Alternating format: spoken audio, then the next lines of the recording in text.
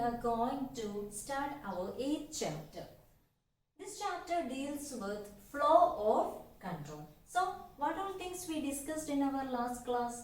On the last chapters, we discussed about the operators and expressions that comes in Python program. Then what you meant by flow of control? So, first of all, what is a program?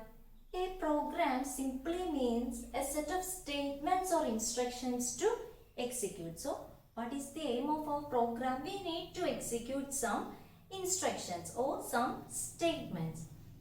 The instructions or the statements may not be executed in the same order as we give it in the program. Then, flow of control decides how the program executes. That we are going to study in this chapter. First of all, we are dealing with type of statements in Python.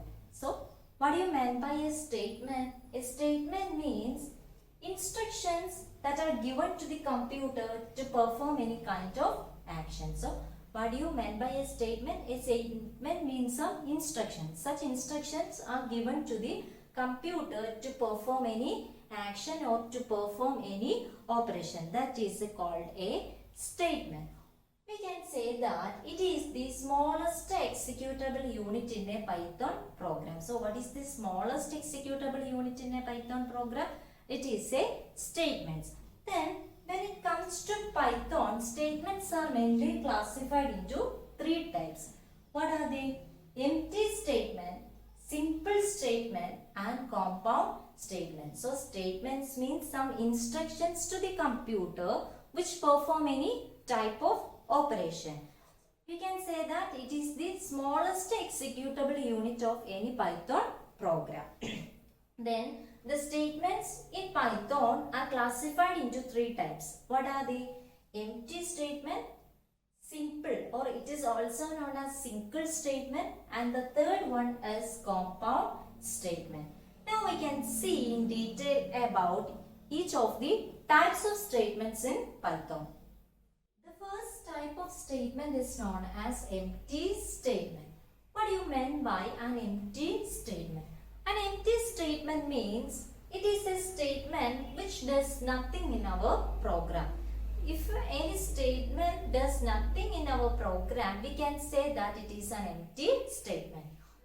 Usually, an empty statement is denoted by the keyword pass. So, which is the keyword used to denote an empty statement? Pass.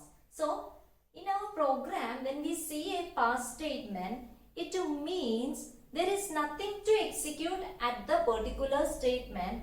Then the control of the program will automatically move on to the next statement.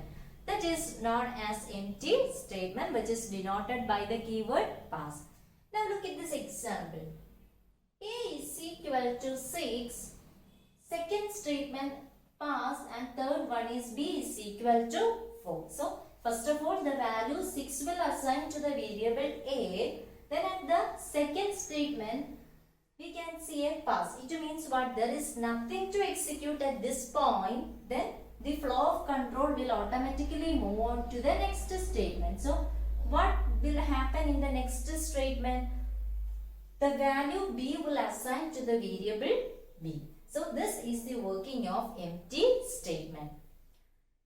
The second type of statement is known as simple statement. So simple statement is also known as single statement. So another word of simple statement is single statement. Both are same. Then what do you mean by a single statement? Any single executable statement which is seen in our program is known as a simple or single statement.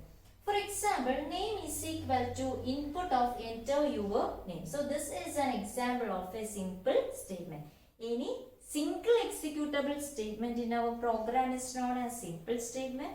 So here A is equal to 6. That is also a single executable statement. So A is equal to 6 is also another example of our simple or single statement. Then the third type of statement is known as compound statement. Then what do you mean by a compound statement?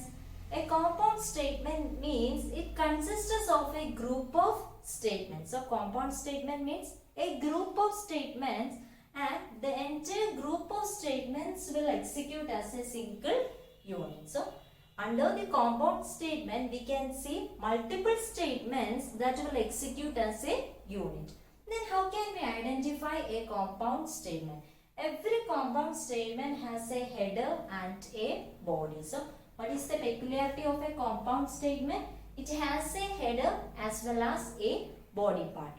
Then the header ends with full colon, that is this simple, and the body part is at the same indentation level. For example, suppose I have an if block in my program. Then let it be like this. If x is equal to 5, print x equal to 5, then again print x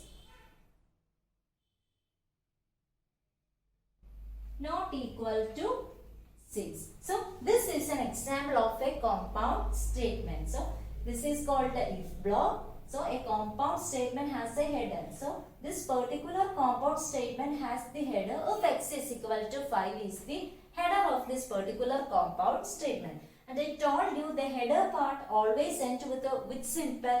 It always ends with a full colon symbol. And what all things comes under that block is known as the body part of the compound statement. And the body part may consist of one or more statements. So sometimes it may consist of only one statement. Some other times it may consist of two or more statements. So all the statements that comes under this if block will start at same indentation level. That is the peculiarity of the compound statement. So suppose there is another statement called print ANSIA. So I am going to print my name after the if block. Then this statement is not a part of this if block. How can we identify it? Because all the statements which is a part of the if block must start at a particular indentation level, and the next statement will start at a different indentation level. In this way we can identify what all statements comes under a block. So this is all about statements. So statement means some instructions given to computer to perform any action. Then the statements in Python are of three types. What are they? Empty statement, simple or single statement, and compound statement. We studied what is meant by a statement and what are the types of statements in Python.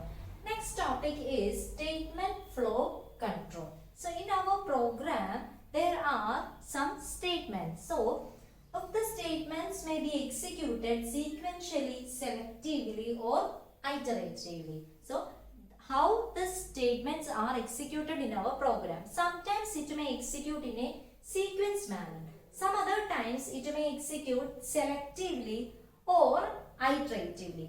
Based on this, the statement flow control constructs are classified into three. What are they? They are sequence, selection and iteration. So statement flow control decides how the flow of execution of the program takes place. Sometimes it may take place in a sequence manner.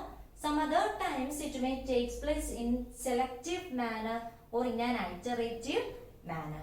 Now we can see what is called a sequence construct. Sequence construct means what? It is the normal flow of control in our program. So the normal flow of control in our program is in a sequence manner.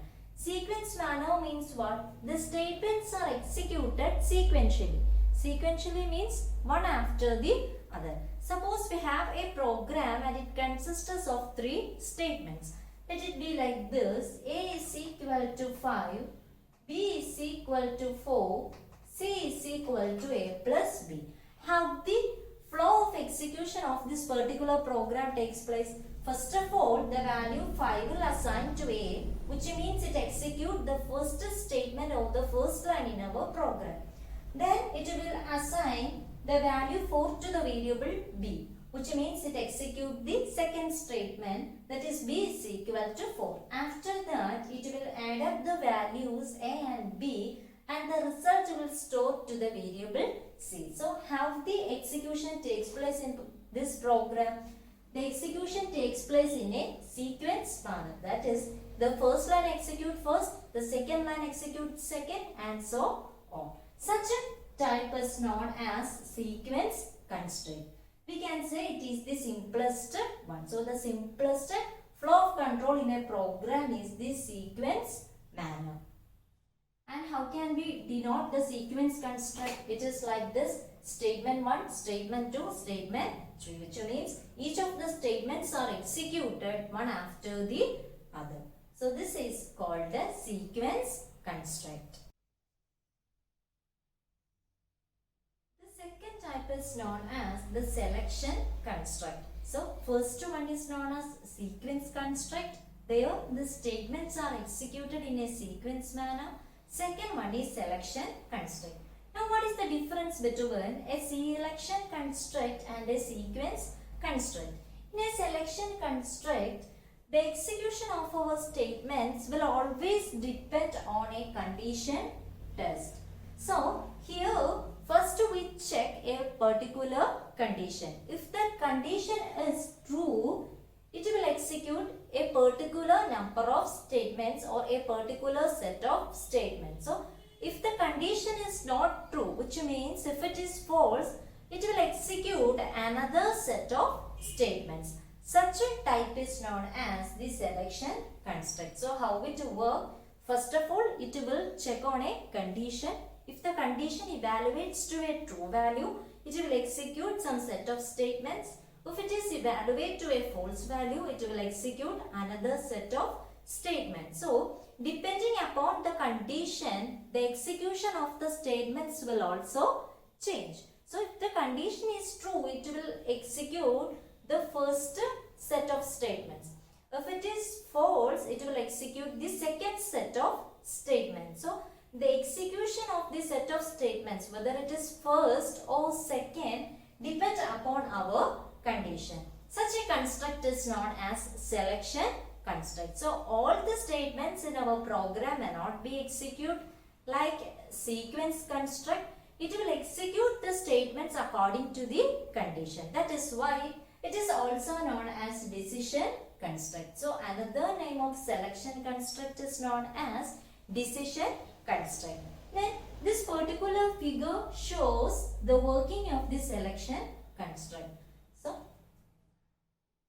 sometimes we may have some statements here. It will execute that statement. Then after that we have a condition. So first of all, it checks whether the condition is true or false. Let it be true. So if it is true, it will execute one course of action, and inside that it may have some statements. According to our figure, it consists of two statements if the condition evaluates to true. Let it be false. So if the condition evaluates to false, it will execute another action or another operation. And that also consists of two statements according to this figure. So this statement 1 and statement 2 is entirely different from this statement 1 and statement 2. Then at the end, we can execute the next statement in our program. So here at a time it may execute this statement or this statement. So all the statements are not executing in selection construct. The execution of these statements always depend upon our condition. Such type of construct is known as selection construct. Then an example of selection construct is our if loop. So in our coming topic, we will study in detail about if loop. Now you remember one thing, if loop is an example of selection construct. Then what is called a selection construct?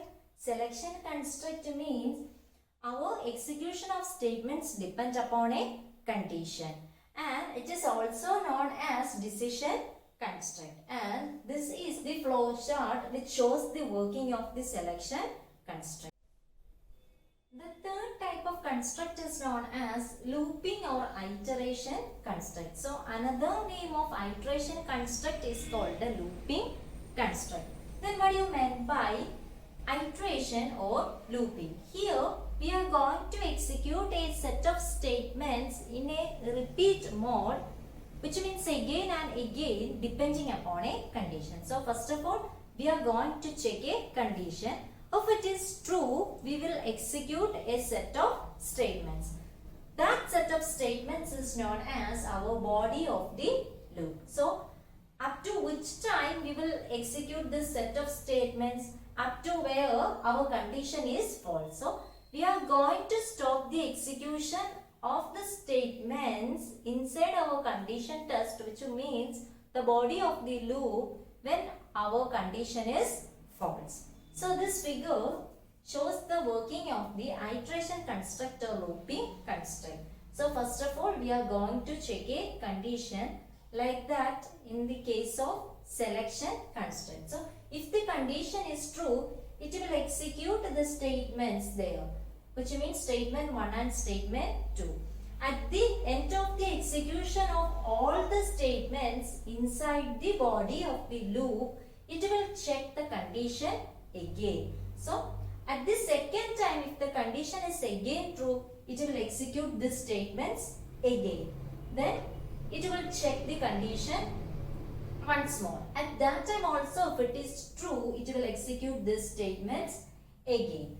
So when our condition is false, it will exit from the loop. So which means it will stop executing the body of the loop. So the condition at which it stops the execution of the loop body is known as the exit condition. So here checking of the condition and execution of the statements inside the loop body will take place more than one time according to the condition.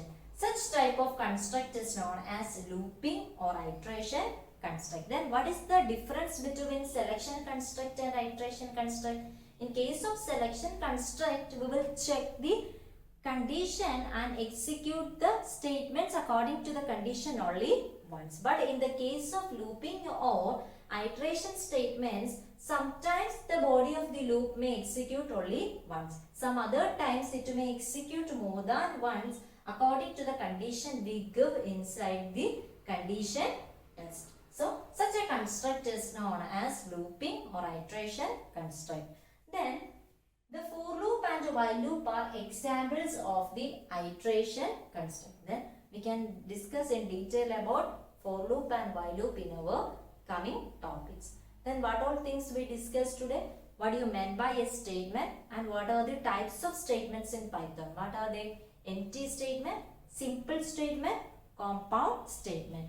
Then we discuss about the flow of control of the statements, and it is also classified into three. What are they? Sequence construct, selection construct, which is also known as decision construct, and the third type is known as iteration construct or looping construct. That's all for today. Thank you.